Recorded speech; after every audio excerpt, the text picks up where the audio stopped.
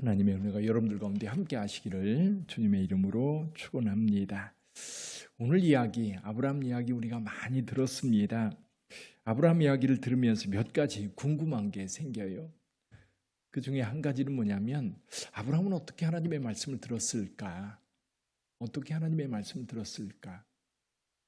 아브라함만 하나님이 불렀을까?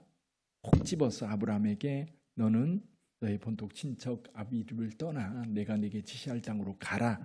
그렇게 말씀하셨을까? 아니면 다른 사람들도 불렀는데 다른 사람들은 대답을 하지 않았을까? 또 아브라함은 하나님이 부르시는 그 음성을 듣고 떠날 때 그냥 가볍게 여행 가듯 떠났을까? 여러 가지 이제 궁금한 것을 생각해 볼 수 있는데요. 그 중에 한 가지, 하나님의 음성을 아브라함은 어떻게 들었을까라는 생각을 하면 아마 오늘도 저와 여러분들은 하나님이 끊임없이 우리를 부르실 것 같아요. 끊임없이. 하나님께서 저와 여러분들을 부르실 때 이제 그 부르심을 듣는 사람이 있고 못 듣는 사람이 있어요. 그럼 소리가 많이 있어도요, 나를 부르는 소리는 금방 알아들을 수 있거든요. 또 사람들의 소리가 막 섞여 있어도 친근한 목소리는 금방 듣습니다.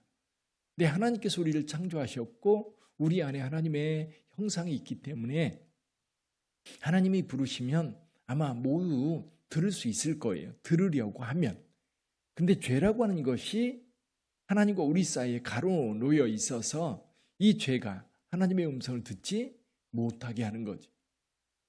자, 아브라함을 부르실 때에 하나님께서 아브라함을 부르실 때에 아브라함이 응답했다라고 하는 게 매우 중요합니다.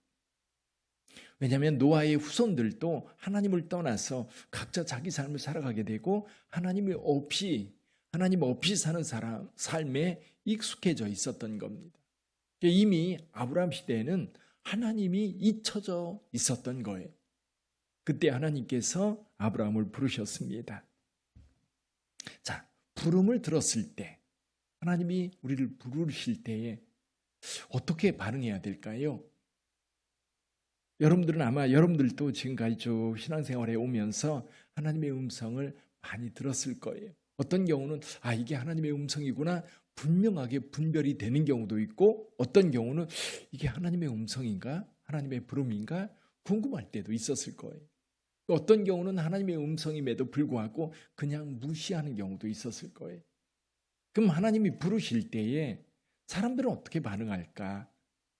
한 세 가지 정도로 반응하는 것 같아요. 하나는 아예 무시하는 겁니다. 하나님의 부름이라는 생각을 하지 않고 그냥 흘려보내는 거죠.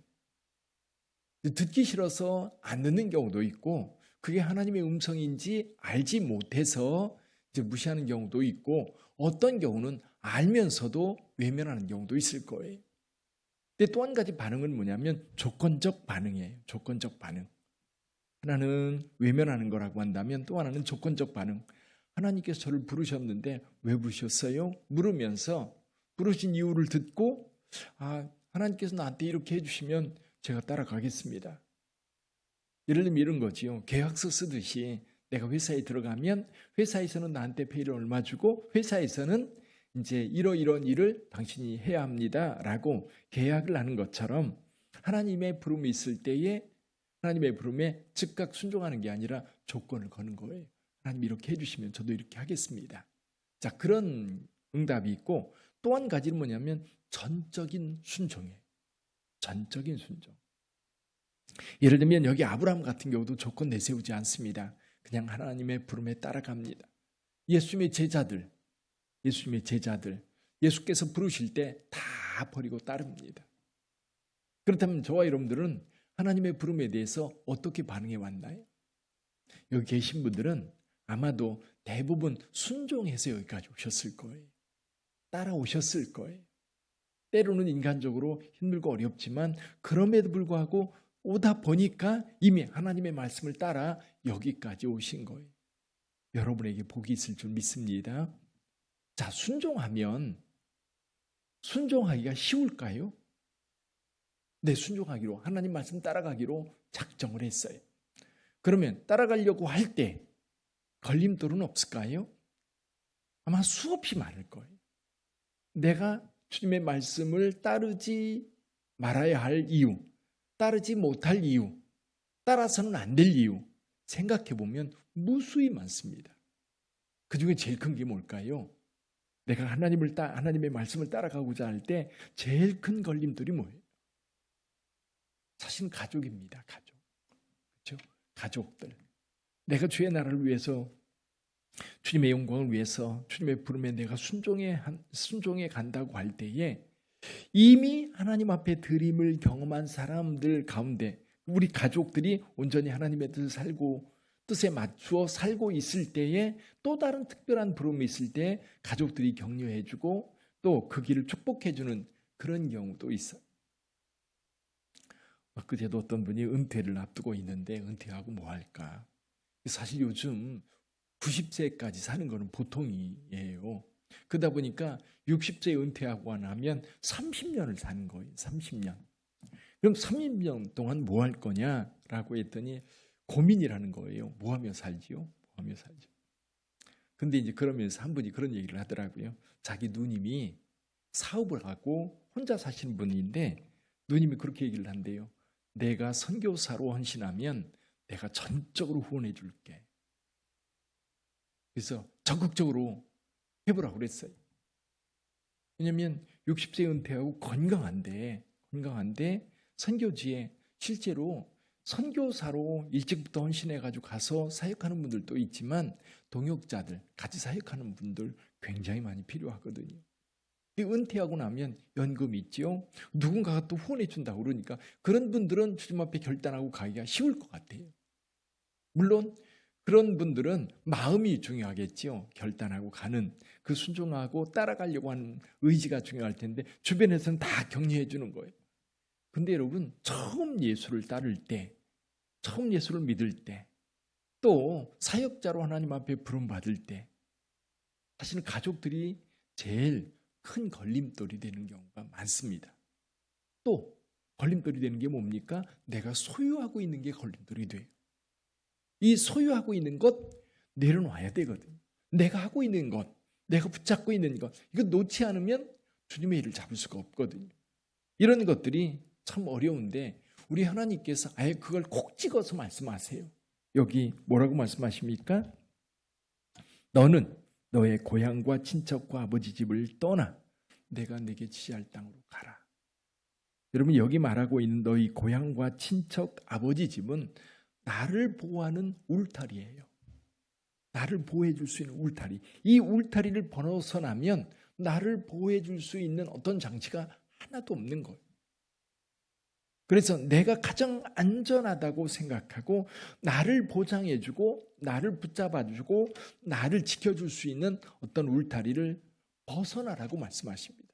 그래야 하나님의 말씀을 따를 수 있고 그래야 하나님의 일을 할 수 있어요.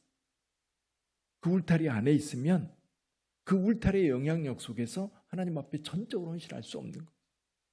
그래서 하나님은 아브라함을 그 안전지대에서 불러내는 겁니다.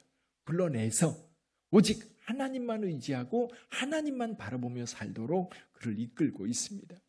근데 하나님은 언제나 부르실 때에 축복을 약속하세요. 오늘날도 마찬가지입니다. 예수님께서 우리를 부르실 때도 제자로 부르실 때도 늘 보면 예수님께서 우리에게 복을 약속하세요.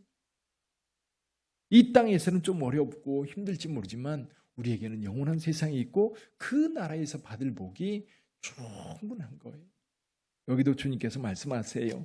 내가 너로 큰 민족을 이루고 내게 복을 주어 내 이름을 창대하게 하리니 너는 복이 될지라.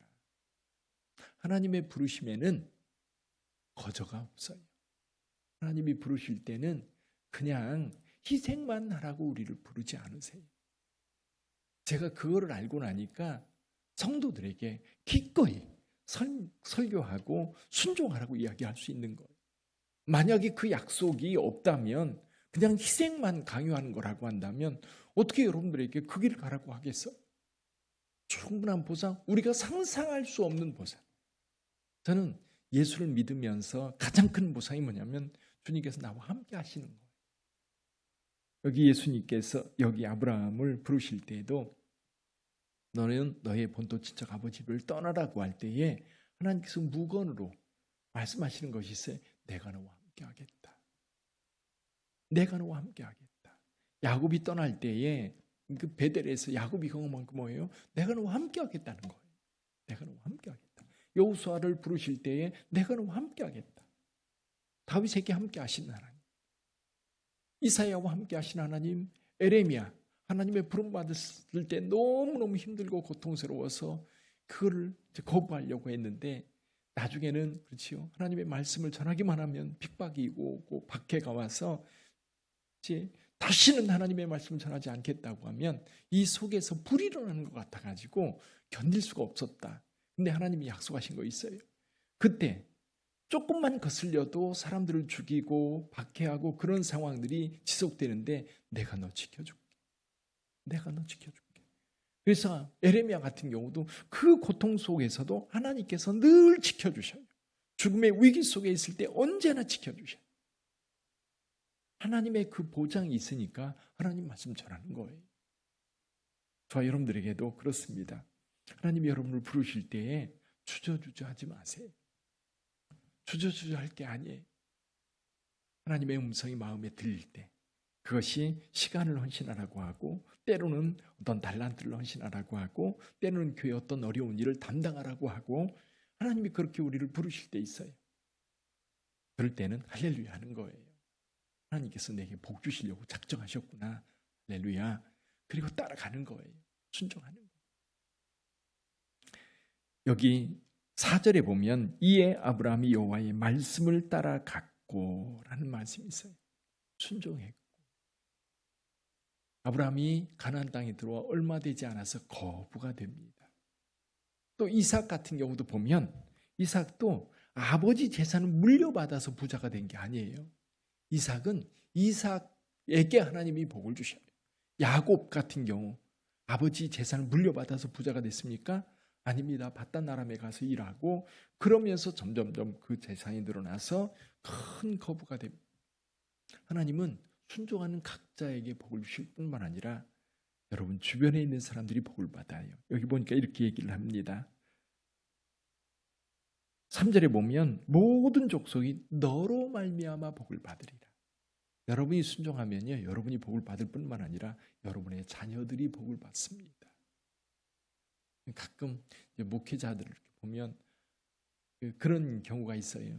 그 이제 아버지나 그 할아버지나 그 전부터 믿음을 쌓아왔던 분들, 하나님께서 뭔가 보장해 주는 것 같은 느낌? 그러니까 아니 저 개인은 정말 별스럽지 않은 것 같은데 하나님께서 왜 저 사람 저렇게 축복해 줄까? 뭐가 예뻐서 그렇게 축복해 줄까? 가끔 그 생각을 하다 보면 그들의 부모나 그들의 조상들이 하나님 앞에 많은 기도와 헌신이 있어서 그 복을 자녀들이 누리는 경우가 있어요. 좀 얄밉도록 복을 누리는 경우가 있어요. 좀 우리도 좀 세상 속에서 세상 사람이 올 때 아, 저 사람 예수 믿더니 저렇게 복 받았구나. 예수 믿더니 진짜 아니 뭐가 이뻐서 하나님께서 저에게 저렇게 복을 주실까? 그런 은혜가 저와 여러분들에게 있었으면 좋겠어요. 아멘. 오늘 아브라함을 부르신 하나님, 그 하나님의 음성에 우리도 귀를 기울이고 하나님이 부르실 때에 아브라함처럼 주저하지 말고 순종하는 우리 빛된 성도들이 다 되시기를 주님의 이름으로 축복합니다. 기도하겠습니다.